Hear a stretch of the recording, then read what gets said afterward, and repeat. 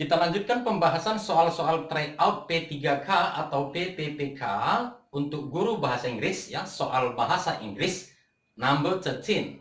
Annie had her teacher pound for she had got stomachache. Ya. Jadi teman-teman sekalian, untuk bisa mengerti soal nomor 13 ini, saya membuat satu contoh kalimat yang lain dengan struktur yang sama ya. I will have my hair cut.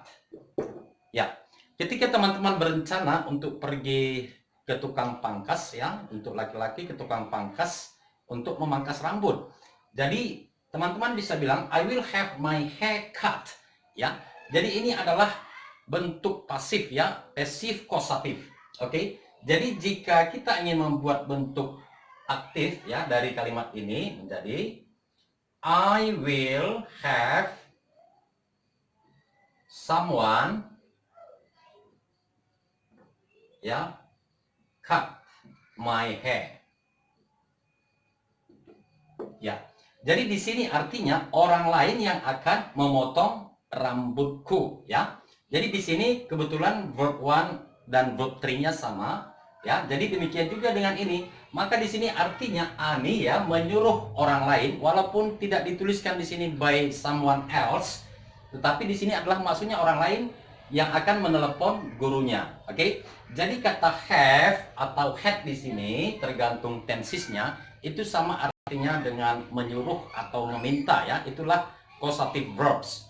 Oke. Jadi di sini maka jawabannya adalah ya D. Annie asked someone else to call her teacher. Oke. Ya, itu dia. Kita lanjut ke soal nomor 14. Blank blank, an incredible thing happen. Ya, jadi di sini the word incredible means ya, jawabannya adalah unbelievable ya. Jadi jika kita gantikan kata incredible dengan unbelievable, maka artinya sama ya. Sebuah kejadian ya, kejadian luar biasa yang terjadi. Jadi bisa juga kita katakan incredible itu yang sulit dipercaya, yang susah dipercaya, itu biasanya kejadian yang luar biasa. Oke, kita lanjutkan nomor 15. Ya, what does the above text tell about? Ya, jadi ini teman-teman sekalian mengenai reading comprehension ya. Saya akan membacakan soalnya, silahkan teman-teman lihat di layar ya.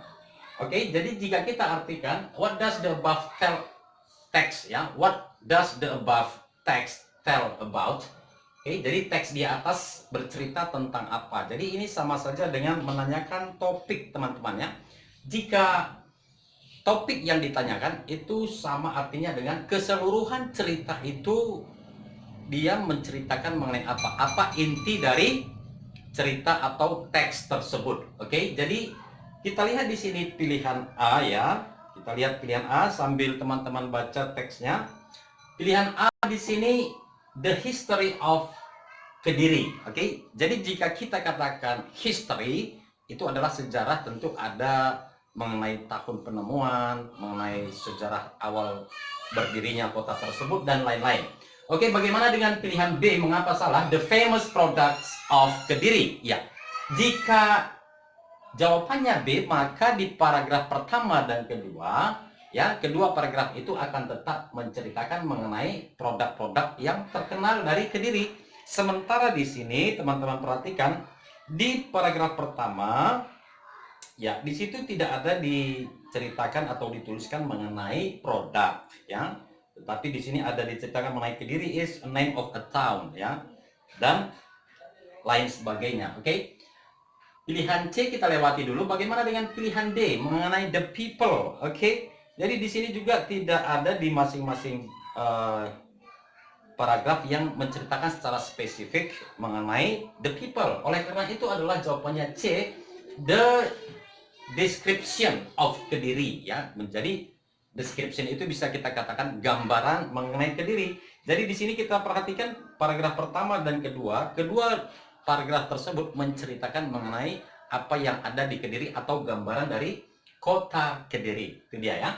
Lalu kita lanjut ke soal nomor 16. Which one has a distinctive taste? Ya, distinctive rasa yang luar biasa yang bagus gitu teman-teman ya.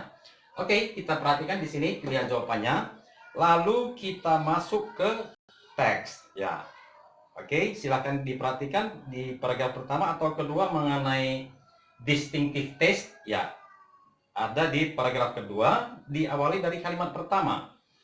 Beside the temples, okay, Kediri is also famous for its products like cigarettes and special kind of tofu or bean curd. Ya, jadi di sini teman-teman sudah tahu sigaret itu adalah rokok, lalu a special kind of tofu or bean curd. Tofu ya tahu.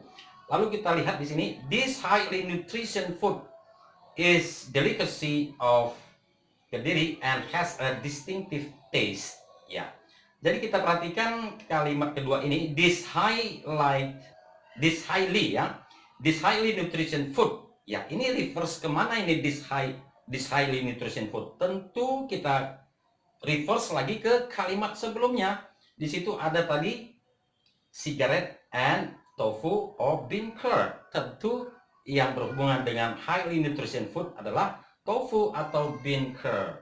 Oleh karena itulah jawabannya ya, tentu yang paling spesifik, yang paling benar adalah C, the bean curd. Ya, demikian teman-teman ya untuk 4 soal ya, soal-soal bahasa Inggris. Saya harap bisa membantu teman-teman. Satu kali lagi di sini saya kembali menawarkan bagi teman-teman ya yang ingin mendapat bimbingan belajar dari Mr. IDP ataupun untuk tryout selanjutnya, silakan teman-teman menghubungi saya. Terima kasih dan sampai bertemu di channel saya di video saya selanjutnya.